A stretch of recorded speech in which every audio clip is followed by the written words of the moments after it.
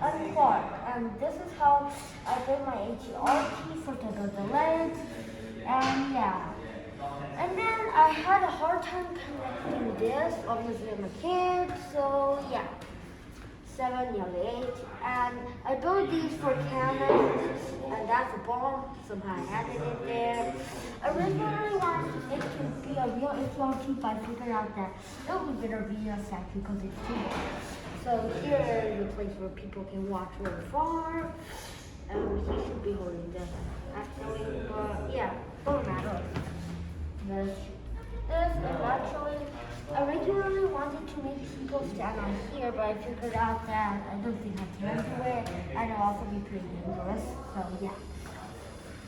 And I'm going to show you how what this is for. If I press this, it'll send this to the EV3, and then the EV3 will send the electricity to the motor, and then the motor is the one that powers the legs. Then I'll bring it again. And that's how I added this to connect the cannon. And I also had to make it go straight, so I added 2 of these on the top and bottom. And I didn't want to connect that or else it will look a little bit weird, and yeah. The legs are front, back, because I didn't know how to make it like that. So yeah, that's about it, and thanks.